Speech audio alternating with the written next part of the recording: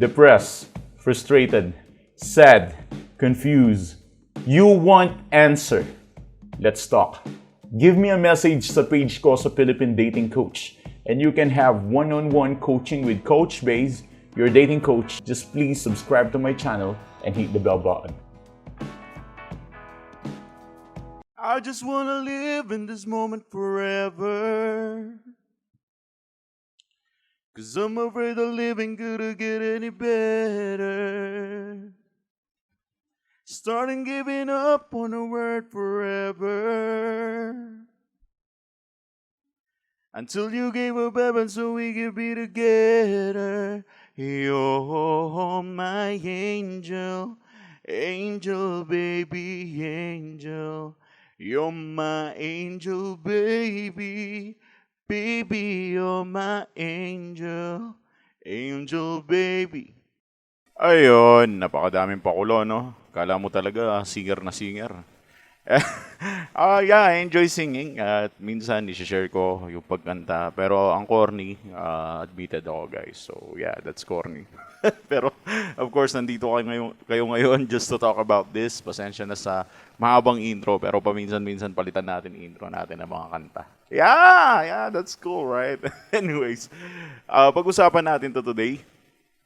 Kung ayaw na ng ex mo, magsisisi siya sa'yo, 100%. Simple lang, kailangan mo lang gawin to and 100% ang ex mo magsisisi yan.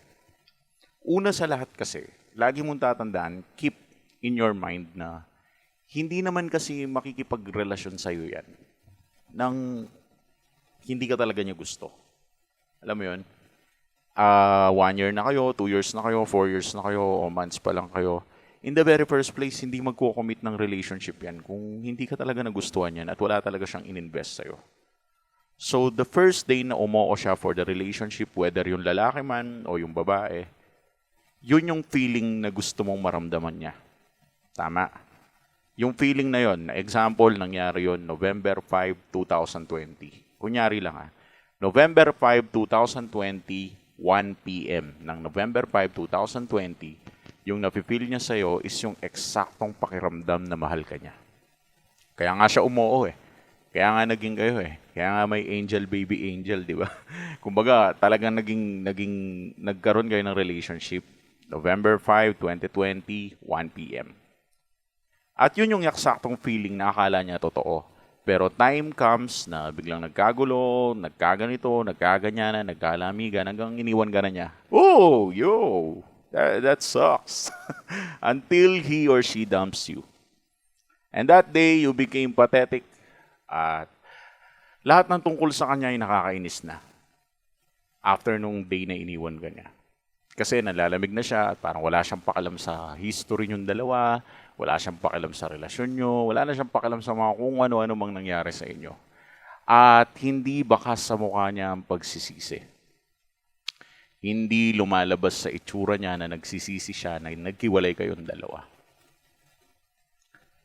At simple lang ang solusyon dyan. Kailangan mong bumalik noong November 5, 2020, 1 p.m. Kung anong klaseng tao ka noong November 5, 2020, 1 p.m., alalahanin mo ngayon. Kunyari lang naman yung November 5. Of course, pwedeng November 10 yan. 1991. Malay ko ba kung kailan naging kayo, di ba? I mean, I just want you to relax. Think about it. Just be smooth. And then, close your eyes. Feel it. I-feel mo yung sensation. Isipin mo yun. Alamin mo kung anong klaseng tao ka during that time. Ayun, nagto-throwback na tayo, ha? So, pabalik sa nakaraan, nakikita mo ang sarili mo. Yun, nagsuswing-swing. And then, you see yourself na you are this person na hindi gaanong invested sa kanya. Sakto pa lang ang feeling mo. Enjoy pa ang lahat. Masaya ka pa during that time. At nagkagusto siya sa'yo. Gusto ko, yung tao na yon saniban mo. Yung ikaw dati. Ikaw yung dati. Huwag mo sabihin sa akin na, Coach, di ko na kayang bumalik sa dating ako. Ano, hindi mo na kayang bumalik sa dating ako? Dati mo nang ginawa, tapos di mo magagawa ulit. Dati ka nang ganun Right? You just need to come back kung sino ka dati. At kapag sa balik mo dati, pagbalik mo dun sa nakaraan na ikaw, Yun yung tinutukoy ko. Pagbalik mo dun sa nakaraan na ikaw, ngayon, kapag balik mo dun, ilagay mo yun sa persona mo, isipin mo yung dating ikaw na nagustuhan ka niya, nung nagka-crush siya sa'yo, nung talagang nagkapormahan kayo, nung nagkasundo kayo, nung nagkaibigan kayo. Bumalik ka sa ganung panahon at isipin mo, dinump mo siya. Okay? I-dump mo siya gamit ang feeling na yon. Kasi ang feeling mo ngayon, okay ang feeling mo ngayon versus sa feeling mo noon. Ang feeling mo ngayon, feeling mo basura ka. Tama.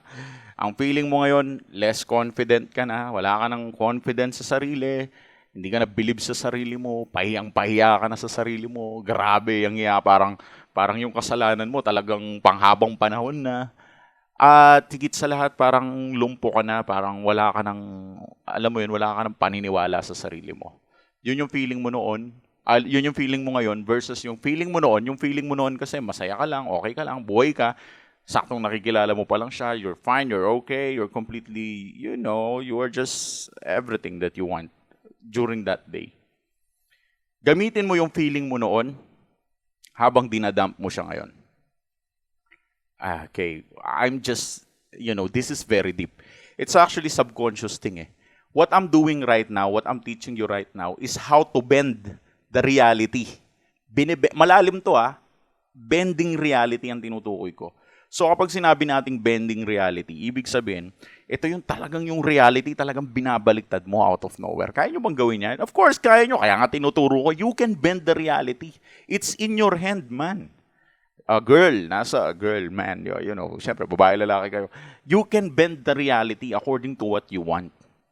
And the thing is, kung paano ang kamay natin, minamanipula yung mga bagay-bagay. Example, magluluto ka, mamanipulahin mo yung mga items doon, di ba? Kukuha ka ng kutsilyo, mag-aano ka.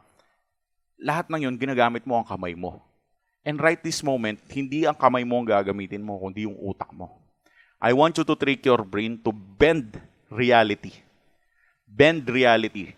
Ang gusto kong gawin mo, kunin mo yung tao nandoon sa November 5, 2021 p.m., ilagay mo sa posisyon mo ngayon, and after that, i-dump mo siya, iwan mo siya.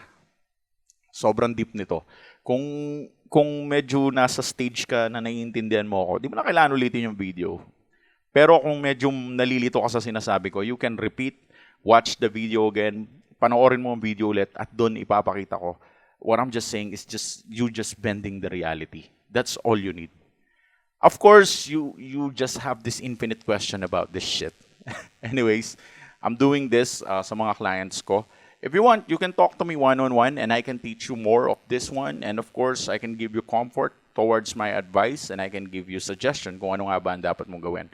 All you need to do is just to give us a message sa page namin sa Philippine Dating Coach and we can have this one-on-one coaching with me. Anyways, what I'm teaching you right now is just to bend the reality. That's all you need to do. Bending reality and 100% ang ex mo magsisisi siya pag naghiwalay kayo. Bakit magsisisi ang ex mo? Simple lang. Kasi yung dating ikaw na minahal niya ay panghihinayangan niya ngayon. Kasi yung dating ikaw na minahal niya ay muling nagbalik. Ang pinag-iba lang, sa pagbabalik ng dating taong minahal niya, wala nang pake yung taong minahal niya. Kaya 100% iiyak at ngangangawa yung ex mo. Thanks for watching.